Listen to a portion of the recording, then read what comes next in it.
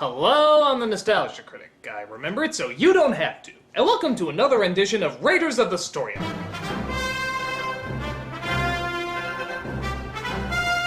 Have I talked about Batman the Animated Series yet? Okay, a few times. Well, then you can gather that it was a huge hit. So, with all that popularity, it only made sense for the makers of the show to move on to the next logical superhero. Yes, Howard the Duck. They took their entire creative team and they went into Howard the Duck Superman! Unlike the Batman cartoon, though, they did just start out in the middle of the story. Here, they had to go straight to the beginning of his origin, and give him, you guessed it, a story arc. But this would be tricky, seeing how most people already knew the story arc of Superman. Moses with aliens. So it would be a little bit more difficult to make this fresh and new. Does it succeed? Well, let's take a look. So we get our first episode, The Last Son of Krypton. Yeah, last one until we see the guest star list of future episodes. We get a look at Superman's father, Jor-El, who is very happy that his science suit is able to hold all of his chin. Gathering readings for final subterranean probe. He gets attacked by a Metroid monster, but manages to fight it off and continue with his research. Research that a giant computer named Brainiac is very interested in knowing. The Planetary Council demands that I analyze your data. People don't like to be spied upon. I'm sorry, Jor-El. This cartoon series is too important for me to allow you to jeopardize. So we see that Krypton is a little bit more diverse than it is in the other movies. Not only do they have black people on Krypton, but also British people too. Real British, not that fake British that Brando was trying to pull off. You'll start going over the data. I keep thinking, what if it supports your theory? What then? We can deal with it. This is Lara, Jor-El's wife, and of course his son, Kal-El. Which begs the question, is the last name in this family El? They go back home to look over the data they've discovered. But Lara's father, played by Tony Jay, is not enthusiastic, and tries winning his daughter over to his side. If he persists in predicting the end of the world, it'll be the end, all right, of his political and professional career. But what if he's right, father? Try convincing the council he hasn't one supporter for his theory. Se vuoi che io ti protegga, di me soltanto d'ora in poi dovrai fidarti. Io sono il solo che. Why's that, Sullivan? Because you can never be wrong, Jor-El. I never let my ego get in the way of the facts. Well, let me let you in. Dude, they have dogs on Krypton? How is it the evolution of this planet is almost exactly the same as Earth's? It creates creatures that looks like flying spaghetti monster mucus, and yet it still somehow produces human beings and dogs? How does that work? I don't know. Maybe God made them. So Jor-El goes to the council and pleads his case. Please no doubt that the planet's core is undergoing a mounting chain reaction that will eventually destroy Krypton. Lunacy. Ask Brainiac. Yes. Nice outfits there, guys. Today's wardrobe is brought to you by the letter M. As I've stated before, the Temblars are the result of a slight polar shift. He's wrong. He doesn't know. He was built to monitor all of Krypton and has, I might add, served us far better than upstart scientists with apocalyptic visions. Yeah, come on. Don't you know it's the job of conservative news programs to tell you it's the end of the world? Act now and we can save everyone. And how do you propose to do that? Put everyone in the Phantom Zone. The Phantom Zone? I wonder what's in there. Nighttime sharpens, heightens each sensation. Darkness stirs. We can restore ourselves later, on another planet. I built a ship. Listen, please. But nobody believes his story, and Jor-El is stuck trying to find answers, only to discover that Brainiac has been lying the whole time. You're transmitting your memory to a satellite. You're saving yourself. Am I not the repository of all Kryptonian knowledge? If the Council knew Krypton was doomed, they would frantically put me to work on calculating an evacuation plan. A futile gesture, given the time remaining. Wait a minute, Jor-El built a ship, and they both must have known for the same amount of time that the planet was doomed. Why couldn't he come up with an evacuation plan? Hell, Jor-El had a plan ready to go. Why didn't Brainiac just say, Bitches, you're screwed. Pile into Jor-El's car. It's a 6-seater. But the guards locate him and try to shoot him down.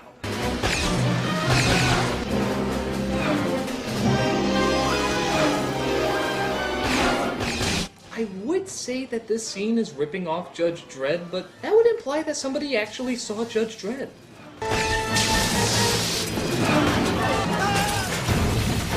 So he escapes the guards and makes it home, where the family decides the only logical choice is to save their only son.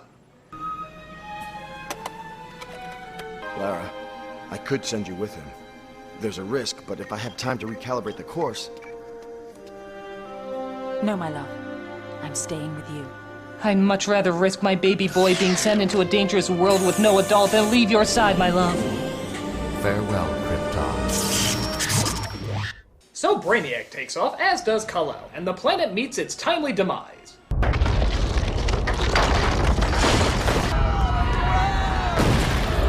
You know what just hit me? I don't think they ever specifically say in this version what it is that destroys them. Is it the inside of the planet? Is it colliding with another planet? Is the sun too close? Is it Marvin the Martian again? Oh, I'm going to blow up Krypton. It obstructs my view of Venus. Isn't that lovely? As we begin part 2, we see Kal-El crash lands on Earth right in front of a couple known as the Kents. Whoa, Martha, what are you doing? Who would put a baby in a spaceship? That's just my point. Could be Russian. A Sputnik baby. I don't care where he came from. All I know is he needs us, Jonathan. Look how he's reaching out to you. Ah, yes, to hell with calling authorities. We'll just replace the word kidnapping with adoption, and all our problems will be solved. What do you think of the name Christopher? What do you think of Clark? So Kal-El has now grown up into a teenage Clark Kent, but he can't help but feel he doesn't quite fit in. Lately I'm feeling kind of weird. You've always been weird if you ask me. Hey, it's Lana. You know, the girl who's had a crush on you since we were 3. You can tell me. Wait, what? You know, the girl who's had a crush on you since we were 3. Okay, anyone who would just awkwardly say that, they're the weird ones. I think the only thing weirder is that Clark doesn't take her up on it. I mean, you're a teenage boy. I don't care what planet you come from. Your hormones would grab that Mary Jane wants some in a millisecond. And I could see things, too, like in the gym. Miss Stevenson's inside, putting up decorations for the dance. You're saying you can see through walls? So, how many times have you peeked into the girls' locker room, huh? Lana? Lana! 12. So he brings up these issues to his mom and dad, and they decide it's finally time to tell him the truth. They show him the ship, as well as a strange device that came with it.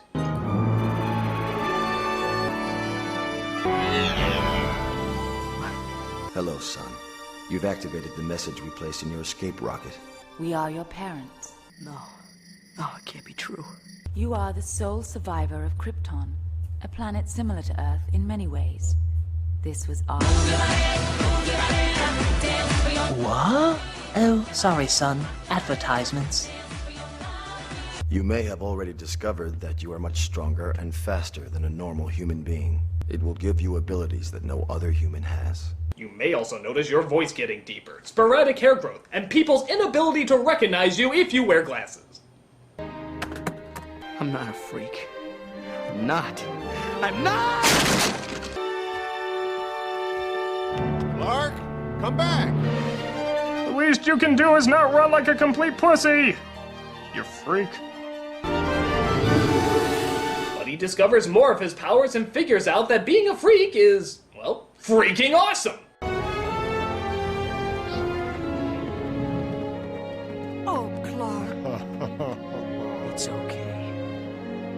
And faster than you can say, what transition? He's suddenly grown up into a man and saving people in Metropolis. Just ask little Denitra Evans. I was fooling around the window when I lost my balance and fell. Suddenly this big blue angel with red wings came down and caught me. This is where they found Denitra, and that's where she fell from, 30 floors up. Clearly Demetra is possessed by the devil. Buy your torches and pitchforks here. This steals the front page of the Daily Planet from Lois Lane, voiced by Dana Delaney. And she's pissed because despite her wearing a skirt about as wide as toilet paper, she's not getting the attention she feels she deserves. Some sprouty, new-age, granola-crunching fluff piece on angels. Good timing, Lois. I want you to be the first to know I'm hiring a new guy on the city desk. Is he cute? You tell me. Oh. Of course, if a woman says that about a coworker, it's fine, but if a man says that about a coworker, suddenly it's a sexual harassment suit. I only said it once to you, Amanda! So Lois is teamed up with Clark Kent, and they go to cover the latest weapon demonstration from Lex Luthor. The next word in military defense, the Lexoscale 5000. Yes, like in most comic book universes, we're always looking to make you safer with the most psychotically designed death machines the world has ever shit their pants looking at. Lex Luthor. I'd like to say that I view the Lexosuit not as an instrument of war, but as an instrument to end war. Look out! War! Oh god, no, stop. Did I mention I'm the villain? I don't need to. Bye.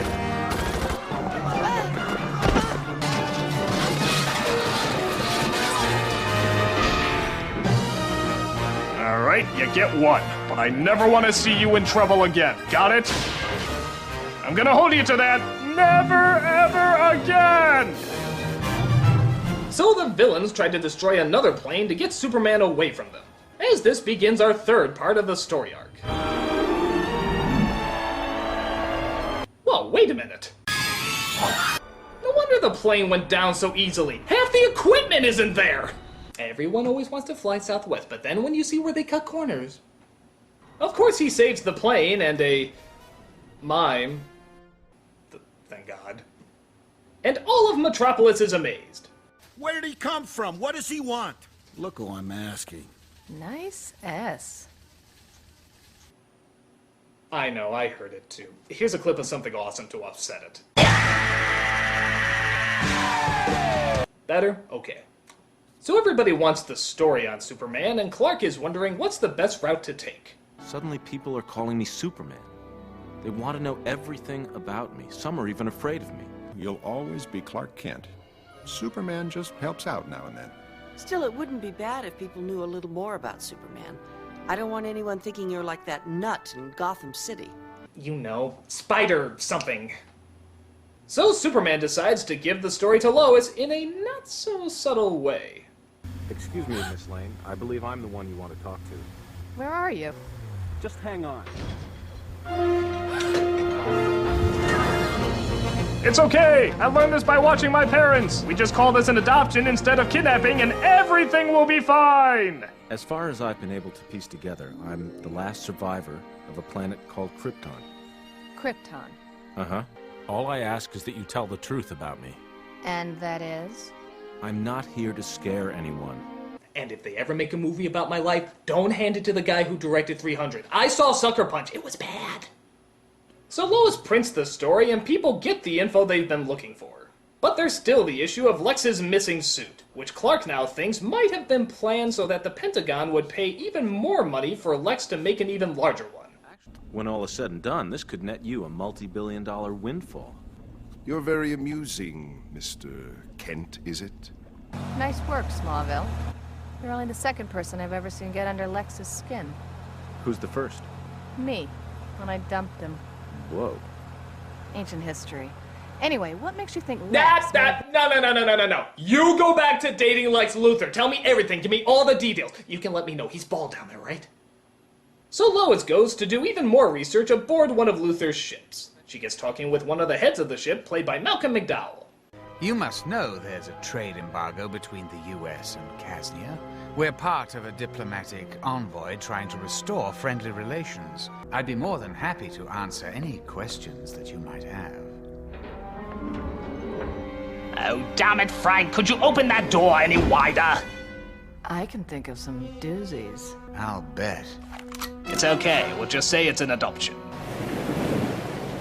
So they tie her to a pole and get ready to axe her off. We're clear. Loser. Bet you'll never guess what's gonna happen here. I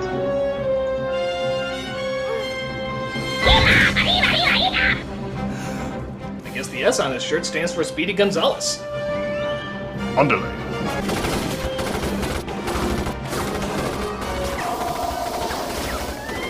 Take cover! Your bra might also be missing. Just ignore that.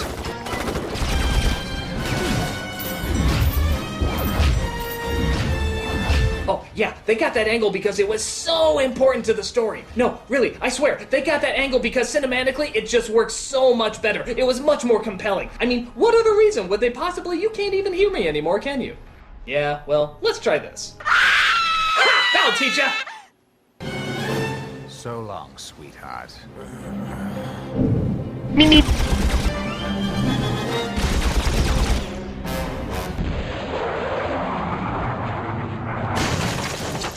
Never mind me, just a giant walking mechanical robot going for a stroll. Oh, you piece of shit! I'll stab you in the yarmul! So it looks like this fight is over and...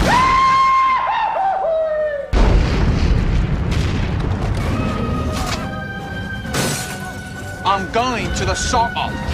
Everyone clear the area now. But Superman does get back up and puts that evil machine in his place.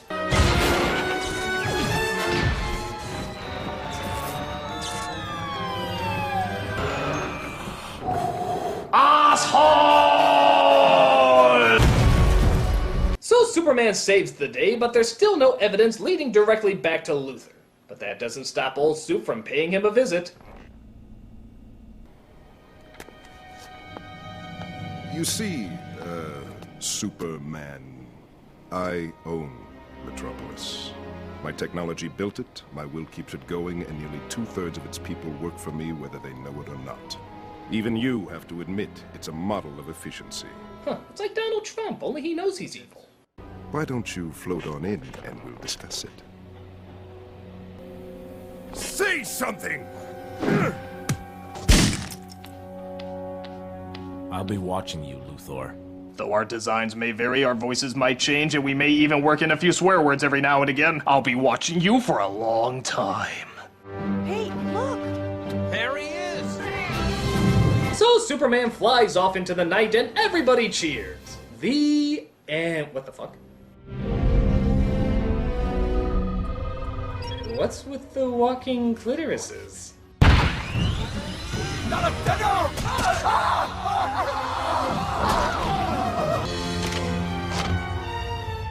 Brainiac systems activated.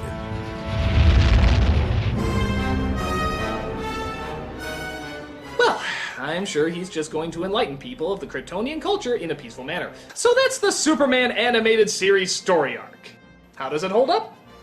Well, for a story that most people already know, it's a pretty good reinterpretation. It feels a little rushed at times, which is weird. You'd think being a TV show, they could have as many episodes as they wanted to explain it, but you know what? It still holds up. The best parts are in the first episode, as you really do feel the dread and despair that's sweeping over our main characters. But the other stuff is good too. Superman is good, Lois is good, Luthor is good. It's a decent beginning to a decent show. If you ever get a chance, check it out. So, because I reviewed something positive this week, I'm sure you want me to review something negative next week. Well, okay. What's one of the movies that you guys ask me over and over to review? Why do I ask you?